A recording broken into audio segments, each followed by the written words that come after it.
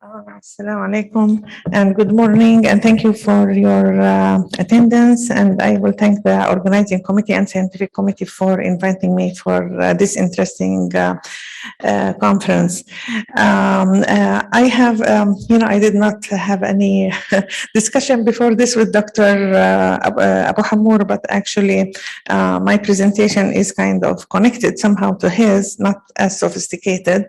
But what I want to present is a unique case, and also it might change a little bit of our thinking of Kawasaki disease and other, actually two cases I have.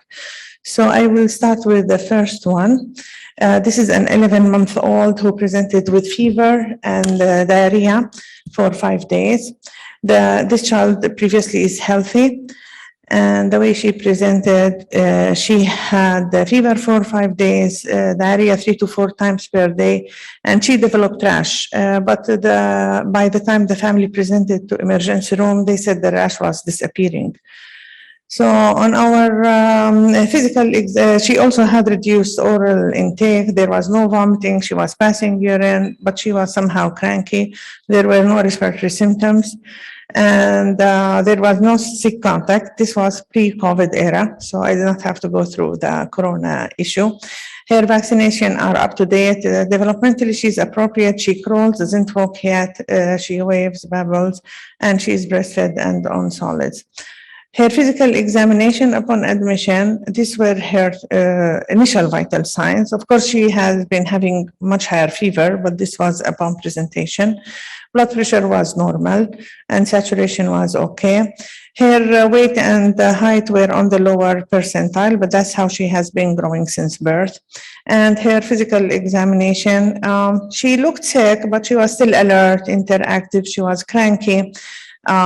She has mildly erythematous throat. The rest of her examination was normal, and the rash was just fading, looked like fading viral exanthem.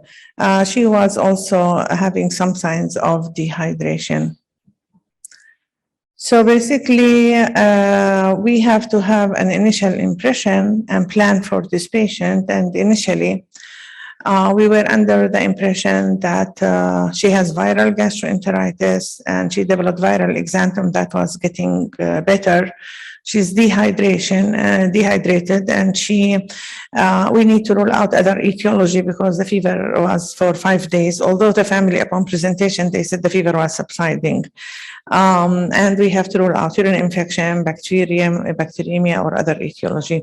So basically, the initial investigations, as we usually do, the blood count, CRP, blood culture and urine, and some stool studies. And we arrange for admission and for rehydration and fever control. So these were the results of her initial evaluation. This is the blood count. You can see the white blood count, platelets, and hemoglobin. The CRP was slightly elevated. The GI PCR was negative, and then the respiratory viral panel also was negative. The electrolytes and chemistry in general were within normal limits, except slightly elevated one of the liver enzymes, and urine analysis was completely normal. So with this kind of picture, any suggestions, does it look like gastroenteritis, or we have to think a little bit further? Do you see any abnormalities that makes us somehow suspicious that could be something else? Actually, if you look closely, she has these criteria. She has anemia, she has elevated platelets, CRP also is high, and she has one of the liver enzymes that is elevated.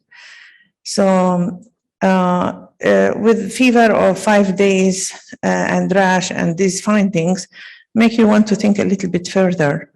And when we put things together, any history of fever for 5 days and some of the clinical and laboratory symptoms. So she has already 2 clinical signs and 3 laboratory criteria. And there was at that time no other cause was identified. So definitely we start thinking about incomplete Kawasaki.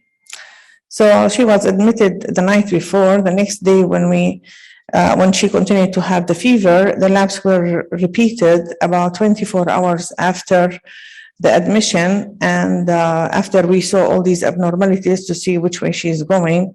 And on day 6 of fever, fever or illness, she continued to have the fever. Still, the rest of vital signs were stable. And clinically, she's still febrile and cranky, but she has less diarrhea and no other new physical findings. So we decided to repeat the test, and that's what it shows. The white blood count increased, the platelets dramatically went up to 1 million something. ESR was checked, it was 60, CRP already 120, ferritin 160. The chemistry profile shows the albumin coming down, although on admission it was normal, and we end up doing an echocardiogram that was reported normal. Anybody think that this could be Kawasaki? Or anybody doubts that this could not be Kawasaki? What do you think, Dr. Walid? Actually, I just mentioned that. Uh-huh. You had a patient. The patients with 5 days of fever and GI presentation. And as I mentioned earlier, GI is the most common system involved in patients with multi-system inflammatory syndrome in children. And from the lab, you can initially slightly Suspicious. high inflammatory markers, and she developed the rash. So I would say this is tier 1. You did the right thing to rule out viral infection. Respiratory viruses and GI viruses were excluded. So the patient continued to have fever. Here, what is missing in the history, if any one of the family members had COVID-19 in the 6 months prior to this presentation, or if the baby had COVID-19. It is good to ask. If it is the answer is yes, this is adding. If it is no, does not mean much. Mm-hmm. And then because of the fever, you repeated the labs. I would have done one thing different. I will complete the tier 2 investigation. Yeah. I know, private hospitals, they have restrictions. I fully understand that. But when it comes to patients with MISC, we can justify this. For example, I will do fibrinogen, I will do pro-BNP, troponin. In addition, sometimes PT, PTT, D-dimers, because they have also impact on how we will treat the patient. As I mentioned in the presentation, no more we label patients as complete or incomplete Kawasaki disease. We label them as MISC. For me, this is multi-system inflammatory syndrome in children. I will do the test that they were not done, and I will ask the history of COVID-19. I will do COVID PCR as well as COVID antibody. Okay, well, the thing is this patient came before COVID era. So basically, which is nice to hear that, because there is other issues with this patient. Yeah, you see how things are changed, after now we changed everything. Before the era of COVID-19, after the era of COVID-19. Yeah. Before the COVID-19, this most probably incomplete Kawasaki disease. Exactly. But with the COVID-19, no more complete or incomplete. This is MIS. Yeah. Okay, so basically, just because the Kawasaki becoming or this MISC or whatever spectrum is, it's there are so many etiologies that are being kind of identified. So this case also is somehow unique. So let's see what happened. So on day of illness number 8, we managed the child with IVIG. We gave her aspirin, and she started feeling a little bit better. The fever is less frequent and much less than before. She's happier and the diarrhea is less. There are no new physical findings, and generally she was better. However, a day later, the fever started again to go up to 39, and she developed swelling and redness in her leg. It was warm to touch, it was tender, it was tense, and she was not bearing weight. So what would you do in this case if anybody has this one? This one, she developed these things. So basically, most of the time we end up doing MRI, radiology studies, and the MRI for sure showed the right tibia osteomyelitis, and there was also collection of pus. Honestly, it was not that smooth because at that time we were thinking could be compartment syndrome, could be we mistaken the diagnosis between toxic shock syndrome versus like Kawasaki. So a lot of questions came up when we were dealing with this child. But she was never hypotensive, and all the other markers that you mentioned, Dr. Abu Hamur, we did it like PT, PTT, fibrinogen, because we were afraid when we saw like a sort of an infection that could be staph or strep, that this child might have toxic shock syndrome. So she had the MRI, and antimicrobial treatment was started with vancomycin and clindamycin, and aspirin was continued.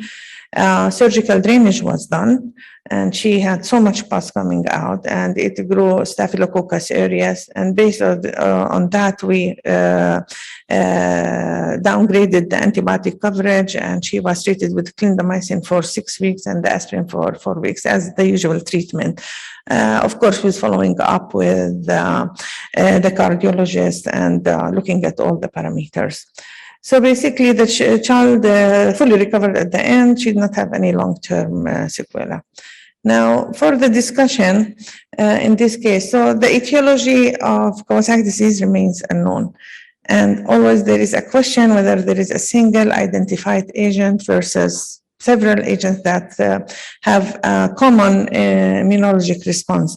And in general, the single unidentified agent is become less likely after what we are seeing, especially after the MISC. So basically, the third thing is the connection between Kawasaki disease and staph and strep infection. And there are some connections with that, as there are some cases reported in literature where positive cultures positive culture of strep or staph during Kawasaki disease. And also, some have developed clinical disease caused by staphylococcus infection, just like our case, which is the osteomyelitis.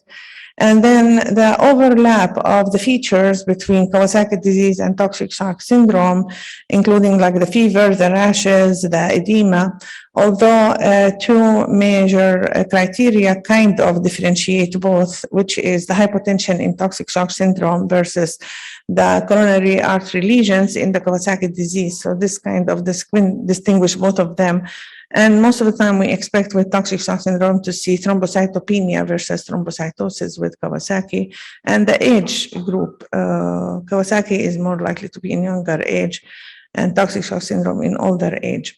Now, this had led us to revisit again the role of the superantigens as etiology of Kawasaki disease. And the superantigen are immunostimulatory molecules that are produced by some bacteria and viruses. And what they do actually, they bind to the MHC. What is MHC? You remember? Huh? Yes, major histocompatibility complex. I just forgot it. So this is on the representing cells, and these immune stimulatory molecules, they have the ability to bind outside the antigen. We have a pointer here. Where is the pointer? Oh, here, I found it. Okay. Where is it? No. Oh, not showing? Okay, I thought it's showing. So anyway, it has the ability to bind outside the antigen binding cleft and it binds through the BV part of the receptor of the T cell, and that can produce exaggerated reaction and activate most of the T cells in the body, like 10 to 20% of them producing pro-inflammatory cytokinins and produce the clinical features. So the next, so what I want, just the message I want to reach here, the concomitant infection should be considered in cases of Kawasaki.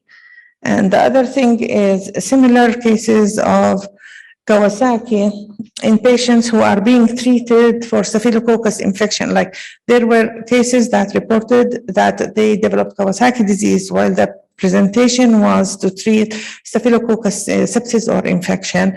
On the other side is like our case, when we treat the patients with Kawasaki, they end up having concomitant infection with staphylococcus.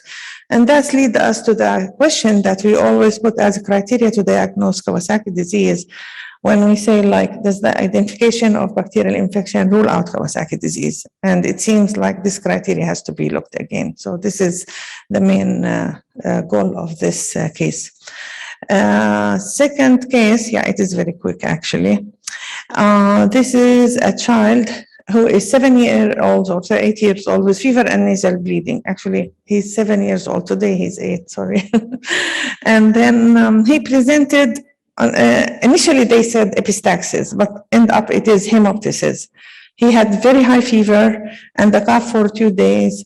And he was treated with some IV fluids and paracetamol. Actually, he was admitted due to the amount of the blood that he has been producing with hemoptysis.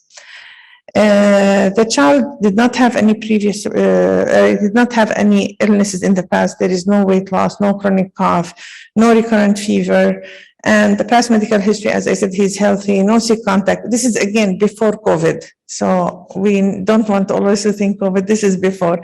But the family just moved from China. His vaccination are up to date and developmentally appropriate. So basically the child on his physical examination, he's alert but febrile and tachypneic, and there is fresh blood in nose, mouth and throat found out to be hemoptysis. Chest otherwise is clear and the rest of his examination is normal. So basically, his vital signs are as following. You can see that he has fever since admission, blood pressure stable, and vital signs otherwise stable, just to make sure he's not having any abnormality hemodynamically because of the bleeding. And with this history of fever, cough, and hemoptysis, and otherwise normal physical examination, and his history of traveling from China, any idea what could it be? Like, there is lots of things that could it be.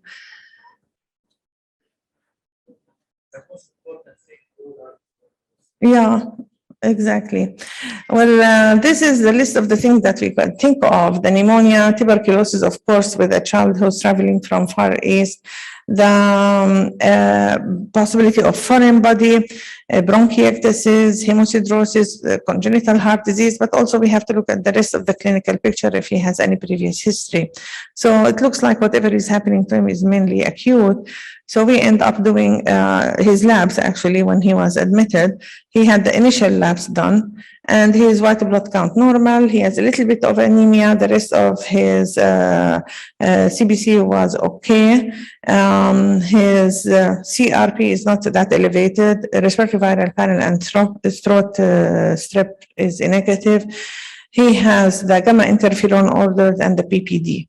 But of course, until these results come, we have to do further investigations.